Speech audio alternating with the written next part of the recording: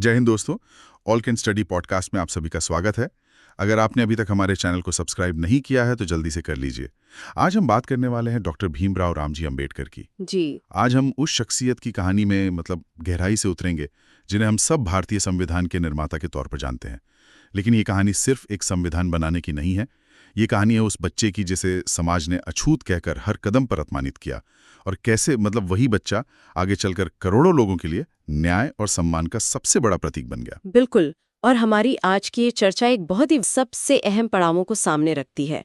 हमारा मकसद सिर्फ उन घटनाओं को दोहराना नहीं है, बल्कि ये समझना है कि उन अनुभवों ने उनके विचारों को कैसे गढ़ा और कैसे उन्होंने अपने निजी संघर्ष को पूरे देश के लिए कानूनी और सामाजिक ढांचे में बदल दिया। तो चलिए इस कहानी को वहां से शुरू करते हैं जहां से संघर्ष की नींव पड़ी। मुझे जो सबसे चौंकाने वाली बात लगी वो 1901 की एक घटना है, जब वो सिर्फ 10 साल के थे। अपने भाई बहनों के साथ एक रेलवे स्टेशन पर अकेले खड़े थे।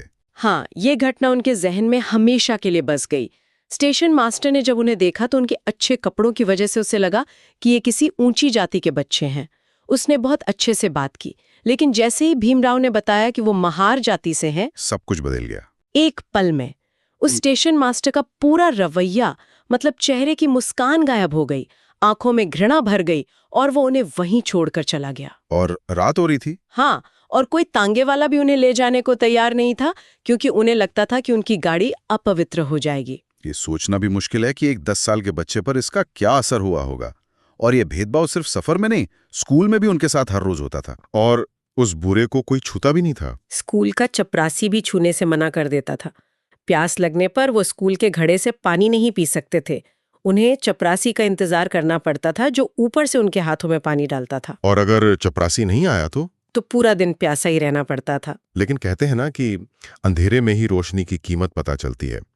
इसी माहौल में उन्हें एक ऐसे शिक्षक मिले जिन्होंने शायद उनकी जिंदगी की दिशा ही बदल दी। बिल्कुल।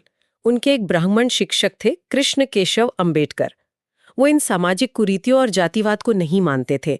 वो भीमराव की लगन और तेज दिमाग से बहुत प्रभावित थे और उनके साथ हो रहे भेदभाव को देख के दुखी होते थे। अच्छा। उन्होंने भीमराव को न सिर्फ अपनापन दिया, बल्कि अपना सरनेम अंबेडकर भी उन्हें दे दिया। ये एक सांकेतिक लेकिन बहुत बड़ा कदम था। तो क्या इस सरनेम के बदलने से समाज का नजरिया भी बदला? क्या कुछ फर्क पड़ा? तुरंत तो नहीं बदला, भेदभाव वैसा का वैसा ही रहा, लेकिन इससे भीमराव के मन पर एक गहरा असर हुआ। उन्हें ये यकीन हो गया कि सारे लोग एक जैसे नहीं होते, और सबसे बढ़कर उन्होंने ये ठान लिया कि इस अपमान से बाहर निकलने का सिर्फ एक ही रास्ता है, शिक्षा। हाँ, शिक्षा। वो इतना पढ़ेंगे, इतना बड़ा बनेंगे कि कोई उनकी जाति की वजह से उन्हें नीचा ना दिखा सके। और उन्होंने ये करके दिखाया। अंबेडकर ने समझ लिया था कि ज्ञान ही वो हथियार है जिससे वो इस सामाजिक व्यवस्था की बेड़ियों को तोड़ सकते हैं। उन्होंने अपनी पूरी ताकत पढ़ाई में लगा दी। और नतीजा ये हुआ कि 1907 में वो अपनी महार बिरादरी में मैट्रिक पास करने वाले पहले व्यक्ति बने। उस दौर में ये एक अकल्पनीय उपलब्धि थी। बिल्कुल। लेकिन इस सफर में हमें उनकी पत्नी रमाबाई को बिल्कुल नहीं भूलना चाहिए। उनका जो संघर्ष था वो अपने आप में एक कहानी है। हाँ, ये एक बहुत ही अहम पहलू है। उस समय भीमराव की उम्र 15 साल थी और रमाबाई सिर्फ 9 साल की थी जब उनकी शादी हुई। और रमाबाई ने बाबा साहेब की पढ़ाई के लिए जो त्याग किया वो अद्भुत है। जब डॉक्टर अंबेडकर विदेश में पढ़ रहे थे तो रमाबाई ने यहाँ घर चलाने के लिए बहुत मेहनत की। वो गोबर के उपले बनाकर बेचती थीं। अच्छा। दूसरों के घरों में काम करती थीं ताकि घर का खर्चा चल सके और बाबा साहेब की पढ़ाई में कोई रुकावट ना आए। और डॉक्टर अंबेडकर ने इसका जिक्र भी किया है ना? जी, उन्होंने अपनी एक किताब थॉट्स ऑन पाकिस्तान उन्हें ही समर्पित की है। उन्होंने लिखा है कि उन्हें एक मामूली भीमा से डॉक्टर अंबेडकर बनाने का श्रेय रमाबाई को ही जाता है। उनकी मेहनत और प्रतिभा रंग लाई। बड़ौदा के महाराजा सयाजीराव गायकवाड़ की नजर उन पर पड़ी। हाँ, महाराजा गायकवाड़ शिक्षा के बड़े समर्थक थे और उन्होंने भीमराव की काबिलियत को पहचानकर उन्हें विदेश में पढ़ाई के लिए स्कॉलरशिप दी। इसी स्कॉलरशिप के सहारे वो पहले अमेरिका की कोलंबिया यूनिवर्सिटी गए और फिर लंदन स्कूल ऑफ इकोनॉमिक्स। और उन्होंने इकोनॉमिक्स में डॉक्टरेट की डिग्री हासिल की। और ऐसा करने वाले वो पहले भारतीय बने। विदेश में उन्हें कैसा अनुभव हुआ? क्या वहां भी उन्हें भेदभाव का सामना करना पड़ा? नहीं, और यही उनकी जिंदगी का एक और टर्निंग पॉइंट था। विदेश में पहली बार उन्हें समानता और आजादी का असली मतलब समझ आया। वहां कोई जाति नहीं पूछता था। कोई नहीं, उन्हें उनकी काबिलियत और उनके ज्ञान के लिए सम्मान मिलता था। इस अनुभव ने उनके इस विश्वास को और भी पक्का कर दिया कि जाति व्यवस्था कोई प्राकृतिक चीज नहीं है, बल्कि एक सामाजिक बीमारी है जिसे खत्म किया जा सकता है। तो इतनी बड़ी डिग्रियां लेकर, एक नया आत्मविश्वास लेकर जब वो भारत लौटे तो उन्होंने सोचा होगा कि अब चीजें बदल जाएंगी। उन्हें बड़ौदा राज्य में मिलिट्री सेक्रेटरी जैसा बड़ा पद भी मिला। बिल्कुल, उन्हें यही लगा था। वो एक पढ़े लिखे, विदेश से लौटे, ऊंचे पद पर बैठे अधिकारी थे। लेकिन भारत की जमीनी हकीकत ने उन्हें एक कड़वा झटका दिया। ये शायद उनके जीवन के सबसे दर्दनाक अनुभवों में से एक था। मतलब इतने बड़े पद पर होने के बावजूद भेदभाव खत्म नहीं हुआ। खत्म होना तो दूर, वो और भी चुभने वाले तरीके से सामने आया। उनके दफ्तर का चपरासी भी फाइलें उनकी मेज पर फेंक कर जाता था ताकि उन्हें छूना न पड़े। कमाल है। उन्हें दफ्तर में पीने के लिए पानी तक नहीं दिया जाता था। पूरा शहर उन्हें एक काबिल अधिकारी के तौर पर नहीं, बल्कि एक अछूत के तौर पर देख रहा था। तो कोई उन्हें किराए पर कमरा भी नहीं दे रहा था? कोई नहीं। आखिरकार उन्हें अपनी जाति छिपाकर एक पारसी गेस्ट हाउस में रुकना पड़ा। लेकिन ये राज भी ज्यादा दिन नहीं छिपा। फिर क्या हुआ? एक सुबह कुछ लोग लाठियां लेकर उनके दरवाजे पर आ गए और उन पर गेस्ट हाउस को अपवित्र करने का आरोप लगाया। उन्हें उसी शाम तक जगह खाली करने की धमकी दी गई। और तब उन्होंने क्या किया? वो उस दिन बड़ौदा के एक बाग में बैठकर घंटों रोते रहे। एक इतना काबिल इंसान जिसे दुनिया सम्मान दे रही थी, अपने ही देश में उसके साथ जानवरों से भी बुरा बर्ताव हो रहा था। इसी घटना ने शायद उनके अंदर के क्रांतिकारी को पूरी तरह से जगा दिया। बिल्कुल, उसी दिन उन्होंने फैसला कर लिया कि वो अब इस अपमान को चुपचाप नहीं सहेंगे। उन्होंने सिर्फ 11 दिन बाद वो बड़ी नौकरी छोड़ दी और तय किया कि वो अपनी पूरी जिंदगी इस अन्यायपूर्ण व्यवस्था को खत्म करने में लगा देंगे। और फिर वो मुंबई आ गए। हाँ, वो मुंबई आए और दलितों की आवाज को बुलंद करने के लिए मूक नायक नाम का अखबार शुरू किया। तो उन्होंने नौकरी छोड़कर पत्रकारिता का रास्ता चुना, यानी आवाज उठाने का। लेकिन सिर्फ लिखने से तो बात नहीं बनती। जमीन पर इसका असर कैसे दिखा? यहीं से शायद महाड़ सत्याग्रह जैसी घटनाओं की शुरुआत होती है। एकदम सही। मूक नायक ने एक वैचारिक जमीन तैयार की, लेकिन अब एक्शन का समय था। 1927 का महाड़ सत्याग्रह एक ऐतिहासिक घटना थी। ये सिर्फ चवदार तालाब से पानी पीने की लड़ाई नहीं थी। तो ये क्या था? ये दलितों के नागरिक अधिकारों और उनके आत्मसम्मान की घोषणा थी। उस सत्याग्रह में हुआ क्या था? महाड़ में एक सार्वजनिक तालाब था, चवदार तालाब। कागज पर तो सभी को वहां से पानी लेने का अधिकार था, लेकिन हकीकत में दलितों को उसके पास भी नहीं जाने दिया जाता था। अच्छा। डॉक्टर अंबेडकर ने हजारों लोगों के साथ उस तालाब तक मार्च किया और सबके सामने उस तालाब से पानी पिया। ये एक प्रतीकात्मक लेकिन बेहद शक्तिशाली कदम था। उन्होंने दिखाया कि अधिकार मांगने से नहीं मिलते, उन्हें लेना पड़ता है। इसके बाद तो रूढ़िवादी समाज में भूचाल आ गया होगा। भूचाल आ गया। उन पर हमला करने की कोशिश की गई और बाद में उस तालाब का शुद्धिकरण भी किया गया। लेकिन इस घटना के बाद अंबेडकर रुके नहीं। उन्होंने उसी साल मनुस्मृति को सार्वजनिक रूप से जलाया। हाँ, ये बहुत ही बड़ा कदम था। जी, जिसे वो सदियों से चली आ रही इस भेदभावपूर्ण व्यवस्था का प्रतीक मानते थे। इस एक कदम ने पूरे भारतीय समाज को झकझोर कर रख दिया। अब वो सिर्फ एक समाज सुधारक नहीं, बल्कि एक राजनीतिक ताकत बन चुके थे। और इसी राजनीतिक ताकत के साथ उन्होंने साइमन कमीशन के सामने अपनी मांगें रखीं।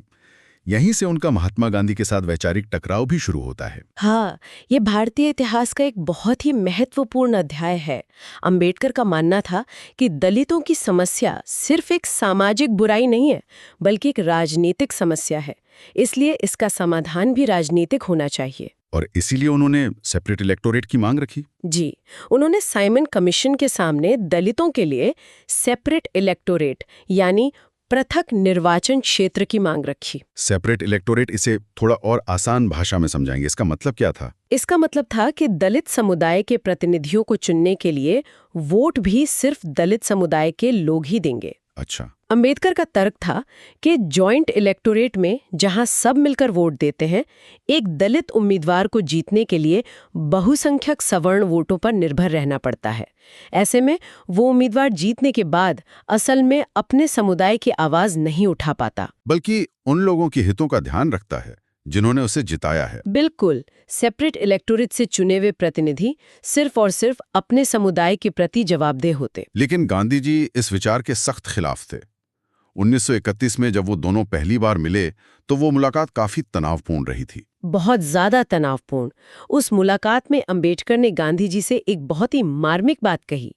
उन्होंने कहा, गांधी जी, मेरी कोई मातृभूमि नहीं है। मेरी कोई मातृभूमि नहीं है। हाँ, उन्होंने समझाया कि जिस देश में उनके साथ जानवरों से भी बुरा बर्ताव किया जाता हो, जहां उन्हें सार्वजनिक कुओं से पानी पीने और मंदिरों में जाने तक की इजाजत न हो, वो उस देश को अपनी मातृभूमि कैसे कह सकते हैं? और गांधी जी का क्या तर्क था?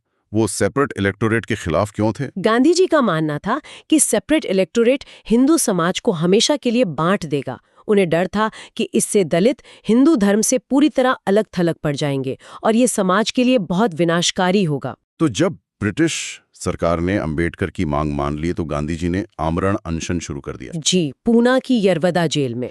यानी एक तरफ अंबेडकर के तर्क थे और दूसरी तरफ गांधी जी का जीवन दांव पर लगा था। अंबेडकर पर बहुत दबाव आ गया होगा। बहुत ज्यादा। पूरे देश का दबाव उन पर था, उनकी जान को खतरा था, उनके पुतले जलाए जा रहे थे। और गांधी जी की हालत भी बिगड़ रही थी। हाँ, बिगड़ती जा रही थी। आखिरकार भारी मन से उन्हें झुकना पड़ा।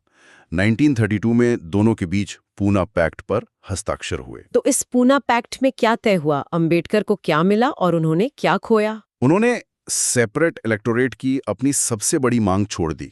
इसके बदले में प्रांतीय विधानसभाओं में दलितों के लिए आरक्षित सीटों की संख्या 71 से बढ़ाकर 147 कर दी गई। यानी 2 गुने से भी ज्यादा। जी। आज भी कई लोग मानते हैं कि ये दलित राजनीति के लिए एक बड़ा झटका था, जबकि कुछ का मानना है कि उस वक्त की परिस्थितियों में अंबेडकर ने जो हासिल किया वो सबसे बेहतर समझौता था। हम अक्सर डॉक्टर अंबेडकर को एक समाज सुधारक या संविधान निर्माता के तौर पर देखते हैं, लेकिन उनका अर्थशास्त्री वाला पहलू अक्सर नजरअंदाज हो जाता है।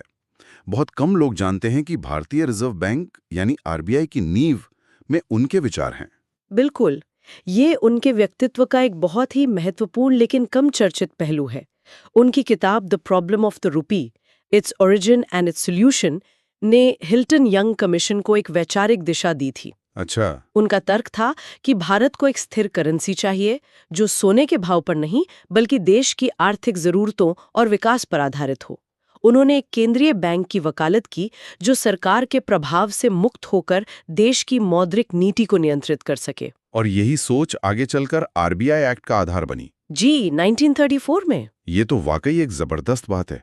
और फिर आया आजादी का दौर और देश के सामने सबसे बड़ी चुनौती थी अपना संविधान बनाने की। और विडंबना देखिए, जिस इंसान को समाज ने सारे अधिकारों से वंचित रखा था, उसी इंसान को पूरे देश के अधिकार तय करने की सबसे बड़ी जिम्मेदारी सौंपी गई। डॉक्टर अंबेडकर को संविधान की ड्राफ्टिंग कमेटी का चेयरमैन बनाया गया। जी। उन्होंने इस जिम्मेदारी को कैसे निभाया? ये काम कितना मुश्किल रहा होगा? ये बहुत मुश्किल काम था। भारत जैसे विविधता से भरे देश के लिए, जहां सैकड़ों भाषाएं, धर्म और संस्कृतियां हैं, एक ऐसा संविधान बनाना जो सबको साथ लेकर चल सके, एक बहुत बड़ी चुनौती थी। सुना है उन्होंने कई देशों के संविधान पढ़े थे। डॉक्टर अंबेडकर और उनकी टीम ने लगभग 60 देशों के संविधानों का गहराई से अध्ययन किया। 2 साल, 11 महीने और 18 दिन की अथक मेहनत के बाद उन्होंने दुनिया का सबसे बड़ा लिखित संविधान तैयार किया। संविधान में उनके सबसे महत्वपूर्ण योगदान क्या थे?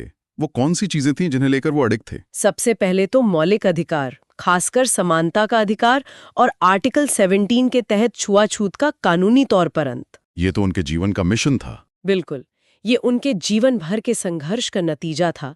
इसके अलावा उन्होंने महिलाओं के अधिकारों पर बहुत जोर दिया।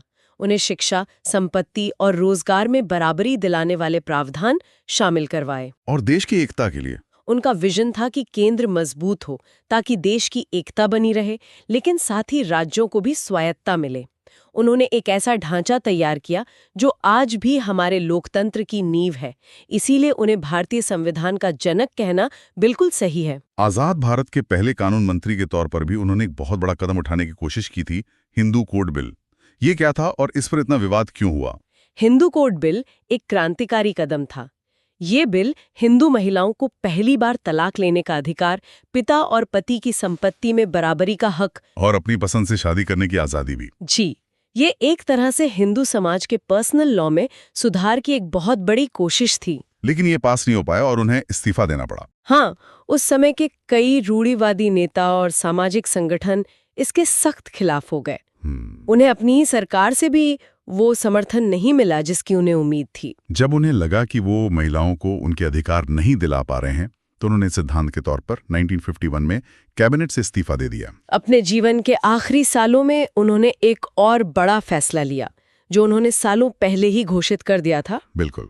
उन्होंने 1935 में नासिक में एक भाषण में कहा था, मैं हिंदू पैदा तो हुआ हूं, लेकिन हिंदू मरूंगा नहीं। वो एक ऐसे धर्म की तलाश में थे जो समानता, करुणा और तर्क पर आधारित हो। और ये तलाश बौद्ध धर्म पर आकर खत्म हुई। जी, 14 अक्टूबर 1956 को नागपुर में उन्होंने अपने लाखों अनुयायियों के साथ हिंदू धर्म छोड़कर बौद्ध धर्म अपना लिया। ज्ञान के प्रति उनकी जो प्यास थी वो भी अद्भुत थी।